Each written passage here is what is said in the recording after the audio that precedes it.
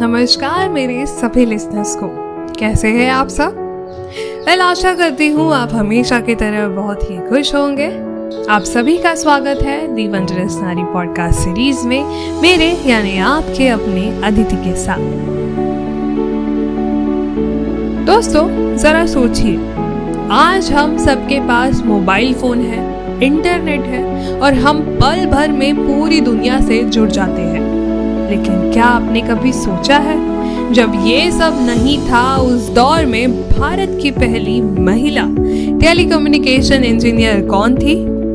अगर नहीं तो इस पॉडकास्ट को आखिर तक जरूर सुने और इस जानकारी को अपने सभी दोस्तों के साथ, सभी परिवारजनों के साथ शेयर जरूर कीजिए। तो चलिए, वो पहली महिला टेलीकम्युनिकेशन इंजीनियर कौन थी, इसका जवाब इस पॉडकास्ट में आपको बताती हूँ। हाँ, उस जमाने में जब लड़कियों से कहा जाता था इंजीनियरिंग तुम्हारे बस की बात नहीं है, जब तकनीकी की दुनिया सिर्फ पुरुषों के लिए मानी जाती थी, तभी एक नारी ने उस दीवार को तोड़ा और साहस के साथ कदम रखा। उनका नाम था राजलक्ष्मी रेड्डी, भारत की पहली महिला टेलीकम्युनिकेशन इंजीनियर। आज हम उनकी अद्भुत कहानी सुनेंगे, कैसे वे समाज की बंदिशों को तोड़कर चेन्नई के इंजीनियरिंग कॉलेज की इकलौती महिला छात्र बनी, कैसे उन्होंने ऑल इंडिया रेडियो पर देश के नेताओं और कलाकारों की आवाज को दुनिया तक पहुंचाया और कैसे उन्होंने अपनी जिंदगी का बड़ा हिस्सा महिलाओं को तकनीकी शिक्षा देने में समर्पित किया। दी वंडरस नारी का आज का ये एपिसोड आपको ले जाएगा एक ऐसी यात्रा पर जहां संघर्ष भी है, जज्बा भी है और सबसे बढ़कर प्रेरणा भी। राजलक्ष्मी रेड्डी का जन्म एक परंपरागत ब्राह्मण परिवार में हुआ।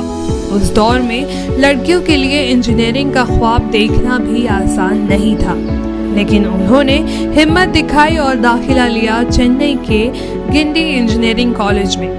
साल था 1945 जब पहली बार टेलीकम्युनिकेशन इंजीनियरिंग की पढ़ाई शुरू हुई। राजलक्ष्मी वहां पूरी क्लास में इकलौती लड़की थी। सोचिए, अकेली महिला छात्र, समाज की पाबंदियां, परिवार की अपेक्षाएं और ऊपर से रहने की सुविधा की भी दिक्कत। लेकिन राजलक्ष्मी ने हार नहीं मानी। शादी के बाद भी चुनौतियां खत्म नहीं हुई।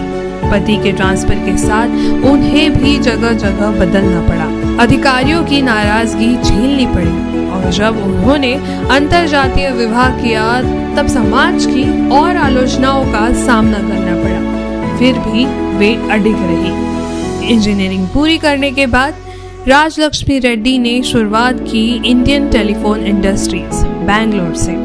इसके बाद पहुंची ऑल इंडिया रेडियो दिल्ली बतौर साउंड इंजीनियरिंग के रूप में। वहां उन्होंने रिकॉर्ड किए भारत के पहले प्रधानमंत्री पंडित नेहरू, स्वर कोकिला लता मंगेशकर और महान गायिका MS सुब्बुलक्ष्मी जैसे दिग्गजों के कार्यक्रम, यानी उनकी तकनीकी जिम्मेदारी भारत की आवाज को दुनिया तक पहुंचाने में अहम थी।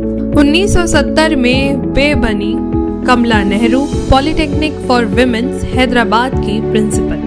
उन्होंने वहां गारमेंट टेक्नोलॉजी, केटरिंग, कॉमर्स जैसे नए कोर्स शुरू किए ताकि और लड़कियां तकनीकी शिक्षा पा सकें। रिटायरमेंट के बाद भी वे रुकी नहीं। उन्होंने हैदराबाद में शुरू किया लक्ष्मी इंडस्ट्रियल ट्रेनिंग इंस्टीट्यूट, जहां से सैकड़ों युवाओं ने ट्रेनिंग लेकर रोजगार पाया।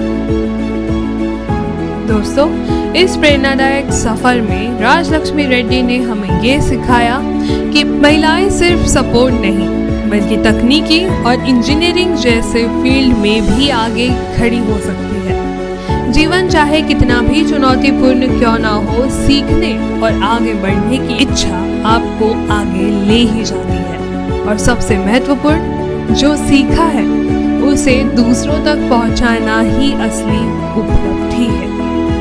तो दोस्तों, राजलक्ष्मी रेड्डी की कहानी हमें याद दिलाती है कि अगर आप अकेले भी हो तो भी आपकी मेहनत कई पीढ़ियों के लिए रास्ता बन सकती है। आज की हर युवा लड़की के लिए उनका संदेश यही है, डरिए मत, नए रास्तों पर कदम बढ़ाए और अपने ज्ञान से दूसरों को भी रोशनी दीजिए। जिस विचार को एज दी वंडरस नारी प्लेटफॉर्म के रूप में हम भी अपना रहे हैं और इस ज्ञान को आप तक पहुंचा रहे हैं। आशा करती हूँ आज का ये एपिसोड आपको पसंद आया हो। ज़्यादा से ज़्यादा लोगों तक इस विचार, इस जानकारी को पहुंचाइए और हमारे इस कोशिश का हिस्सा बनिए। तो अगले हफ्ते फिर मिलेंगे ऐसी ही एक प्रेरणादायी भारतीय महिलाओं की अनसुनी कहानी के साथ। तब तक सपने देखिए, मेहनत कीजिए और खुद पर विश्वास रखिए। धन्यवाद।